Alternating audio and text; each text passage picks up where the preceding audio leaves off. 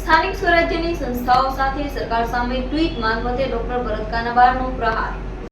અમરેલી ભાજપના નેતા ડોક્ટર ભરત કાનાબારનું વધુ એક ટ્વીટ કર્યું હતું. સ્થાનિક સ્વરાજ્યની સંસ્થાઓ સાથે સરકાર સામે ટ્વીટ મારફતે ડોક્ટર ભરત કાનાબારે પ્રહાર કરતા લખ્યું હતું કે ચોમાસું એ રાજ્ય સરકાર, પંચાયતો, નગરપાલિકાઓ, મ્યુનિસિપલ કોર્પોરેશનો દ્વારા થયેલા બાંધકામોની એક પ્રકારની વાર્ષિક પરીક્ષા ગણાય. કહેવાની જરૂર નથી કે આ પરીક્ષામાં મોટા ભાગના બાંધકામો શરમજનક રીતે નાપાસ થાય છે.